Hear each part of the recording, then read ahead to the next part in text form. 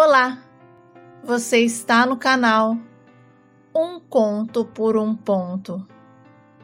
Eu te convido a curtir, a comentar, a compartilhar e se inscrever no nosso canal. O meu irmão era muito diferente de nós.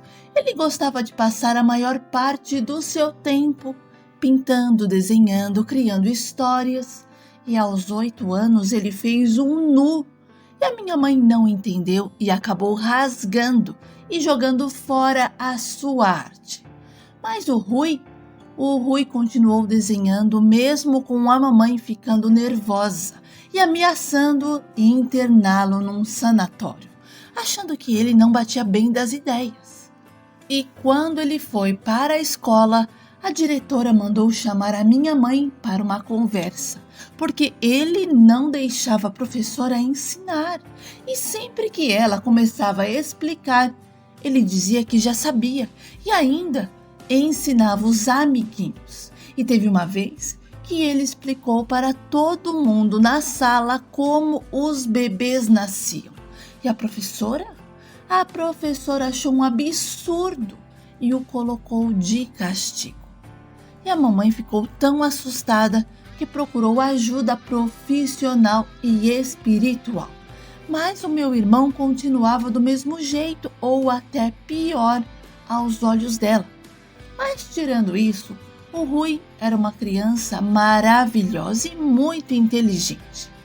A minha mãe tinha uma máquina de costura quebrada e o Rui, fuçando tanto, conseguiu colocar a máquina para funcionar e começou a costurar algumas coisas. Tudo isso ele fazia escondido do papai e da mamãe. Mas a Luísa, a nossa irmã caçula, acabou contando e o meu pai perguntou por que ele só fazia coisas que o deixava triste.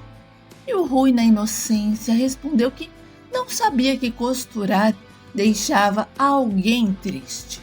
E o meu pai, do jeito matuto que era, se sentiu confrontado com a resposta do meu irmão e deu uma surra enorme nele.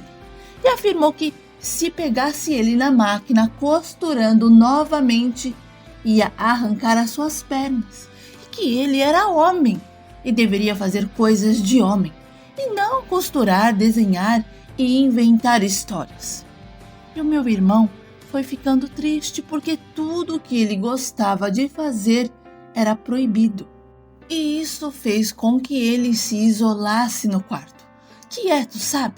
Mas quando chegava alguma visita, ele corria até a cozinha e ficava puxando as orelhas, mostrando a língua e dizendo que era doido.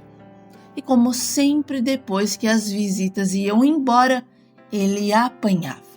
E de tanto apanhar, ele começou a fazer tudo de novo, desenhar, costurar, gritar pela casa que era doido. E isso fez os meus pais decidirem interná-lo num sanatório.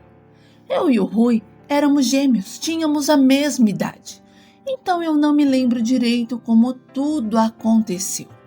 Eu só sei que os meus pais disseram que ele ia passar um tempo internado para cuidar da cabeça. E no dia seguinte ligaram do sanatório, avisando que o Rui tinha fugido e que eles não sabiam como aquilo tinha acontecido.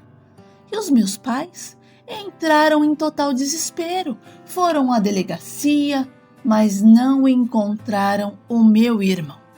E a gente viveu anos de angústia à espera de uma notícia, de uma informação.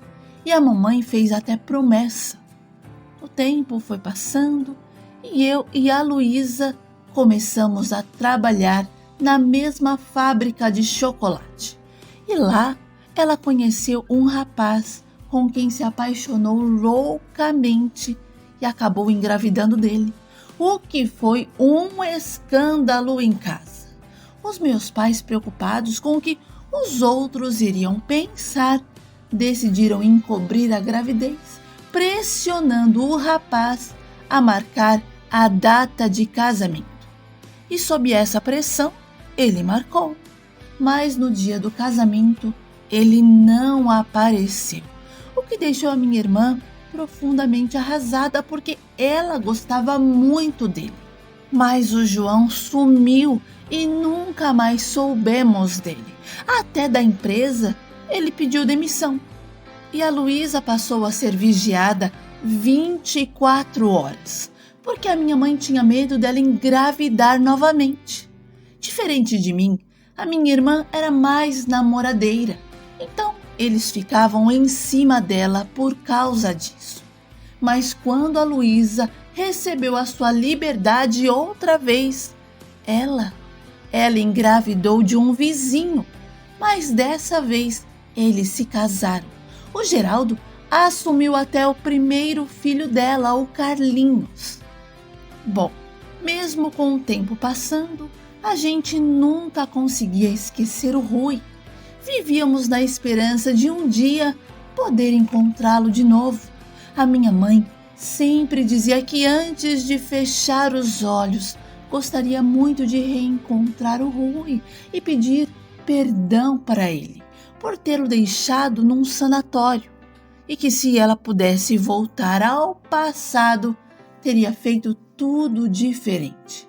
Sabe, a minha mãe sofria claramente com aquilo. Você via a dor estampada em seu rosto. Olha, o meu pai acabou falecendo e a minha mãe ficou muito abalada com a partida dele. Aos poucos ela foi perdendo a vontade de viver. Nessa época, eu estava noiva e prestes a me casar. E para não deixar a minha mãe sozinha, ficou decidido que iríamos morar com ela. E foi isso que fizemos. O meu marido Ângelo, um homem muito companheiro, dividia comigo os cuidados quando a minha mãe adoeceu de vez. A mamãe precisou ficar internada. E como eu estava com uma gravidez de risco, o meu marido ficava com ela à noite e de lá saía para o trabalho. E nunca reclamava, fazia tudo de bom grado. Mas a minha mãe estava muito debilitada e não reagia, apenas pedia para Deus permitir ela ver o filho, nem que fosse pela última vez, para pedir perdão. E eu, numa agonia sem fim, porque era minha gravidez de risco, a minha mãe doente e a minha irmã que não estava nem aí. A Luísa nem visitar a mamãe vinha. E um dia eu liguei para ela e perguntei o porquê daquele descaso.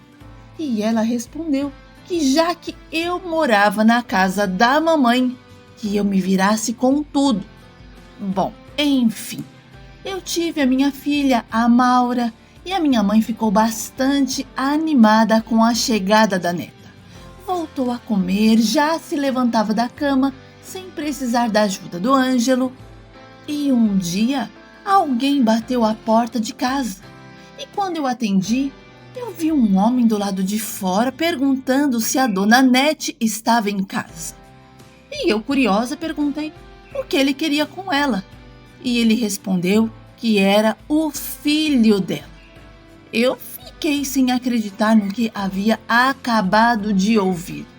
E fiquei olhando para ele, procurando alguma coisa que me lembrasse o meu irmão. E aí a ficha foi caindo devagar, como se o tempo tivesse congelado naquele momento de reconhecimento. Eu mal conseguia articular as palavras e aos poucos eu fui me aproximando dele e perguntei que brincadeira de mau gosto era aquela. E ele respondeu que não era brincadeira e que ele era o Rui. E perguntou se eu era a Rosana ou a Luísa. E eu, ainda incrédula, respondi que era a Rosana. E ele disse, a minha irmã gêmea. Difícil acreditar como o tempo transformou o menino que eu lembrava em um homem desconhecido. Mas as palavras que ele disse não deixaram dúvidas. E nós nos abraçamos e choramos. O meu irmão me contou que fugiu do sanatório porque sabia que o destino lá seria triste para ele e que era uma criança feliz e não merecia viver o resto da vida naquele lugar. Então não pensou duas vezes quando viu uma chance de escapar. O Rui viveu nas ruas, passou fome e sofreu muito, mas com muito esforço conseguiu dar a volta por cima na vida e se tornou professor de artes.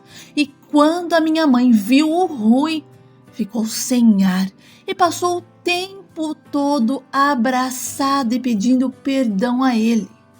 O Rui confessou que carregou muita mágoa deles por muito tempo, mas aquilo só o empurrava para trás. E um dia, quando ele entendeu o poder do perdão, muita coisa mudou dentro dele. E por isso decidiu voltar e mostrar que ele só era alguém que pensava à frente. E também para colocar paz aos nossos corações. O meu irmão passou o dia conosco e antes de partir, a nossa mãe começou a se sentir mal e corremos com ela para o hospital. Mas infelizmente não resistiu. Ela teve um infarto e faleceu. E depois da partida da mamãe, o Rui continuou por perto.